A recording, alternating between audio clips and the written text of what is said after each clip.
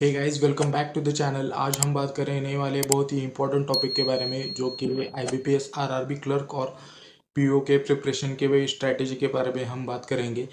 तो अगर तुम्हारा ड्रीम है एक बैंकिंग जॉब लेने का, तो स्पेशली आरआरबी के लिए, तो ये वीडियो को एंड तक ज़रूर देखना, क्योंकि मैं बता दूंगा स्टेप बाय स्टेप स्ट्रैटेजी जो कि आपको फॉलो करनी है। क्वांट, रीजनिंग, इंग्लिश, जीए और कंप्यूटर के लिए सेपरेटली हम बात करेंगे। सो बिना किसी वक्त गवाए हम शुरू कर देते। तो सबसे पहले आपको एग्ज़ाम पैटर्न जानना बहुत ही ज़रूरी होता है किसी भी एग्ज़ाम के लिए। जैसे कि आरआरबी क्लर्क यानी कि ऑफिस असिस्टेंट और आरआरबी पीओ यानी कि ऑफिसर स्केल 1 पोजीशन के लिए, इन दोनों में प्रीलिम्स और मेंस ये दो एग्ज़ाम होते हैं। प्रीलिम्स में सिर्फ रीजनिंग और क्वांट्स होता है, और मेंस में बहुत और भी सब्जेक्ट्स होते हैं, जैसे कि जीए, कंप्यूटर, इंग्लिश, ऐसे सब्जेक्ट्स होते हैं। और तुम अगर प्रीलिम्स में फास्ट एंड एक्यूरेटली जाते हो, तो मेंस में तुम्हारा बेस ऑलरेडी स्ट्रांग हो जाता है, क्योंकि आप प्रीलिम्स एग्ज़ाम देते हो। तो रीजनिंग के बारे में बात करते हैं, वो होता है 40 मार्क्स में। सबसे पहले रीजनिंग में आप कमांड लो, जहाँ पे बहुत से टॉपिक्स होते हैं इंपॉर्टेंट, जैसे कि puzzles, sitting arrangement, syllogisms, inequality, blood relation, coding to coding. इसके एग्जाम सॉल्व करो और इसके क्वेश्चन सॉल्व करो। जैसे कि डेली आप पजल्स और सिटिंग अरेंजमेंट के 10 क्वेश्चन सॉल्व करो। आरआरबी के पजल्स इजी ये होते हैं, लेकिन इनके साथ आपको स्पीड और एक्यूरेसी दोनों काफ़ी इम्पोर्टेंट होता है। अभी हम बात करते हैं क्वांटिटेटिव एप्टीट्यूड की। इसके 40 क्वेश्चंस होते हैं 40 मार्क्स के। यहाँ पे आपको कॉन्ट्स में सिंप्लीफिकेशंस, नंबर सीरीज और डीआई और अरिथमेटिक्स, इन 4 सब्जेक्ट में आपको डेली 30 से 40 क्वेश्चंस आपको सॉल्व करना है। और डेली एक दो दिन में आपको एक सेक्शनल मॉक लगाना है, क्वांट्स और रीजनिंग का अलग अलग। अभी हम बात करते हैं जनरल अवेयरनेस के। जीए सबसे स्कोरिंग सेक्शन होता है। लास्ट 6 मंथ्स के करंट अफेयर्स, बैंकिंग अवेयरनेस और स्टैटिक जीके आप डेली पढ़ो, फॉलो कर सकते हैं अड्डा 247 और स्टडी आईक्यू पीडीएफ। आरआरबी जीए मोस्टली क्वेश्चंस पूछता है करंट अफेयर्स में। तो अभी हम बात करते हैं कंप्यूटर अवेयरनेस के बारे में। बेसिक टॉपिक्स जैसे कि MS office, networking, internet, shortcuts, database concepts कैसे कवर करना है।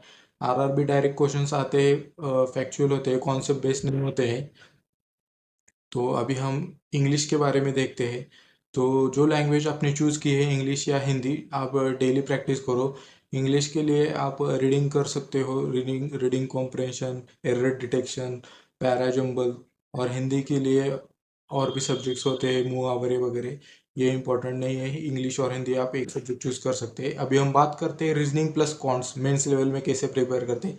तो मेंस में हाई लेवल पजल्स आते हैं, डेटा इंटरप्रेशन पे फोकस बढ़ाओ, मॉक टेस्ट अटेम्प्ट्स करो।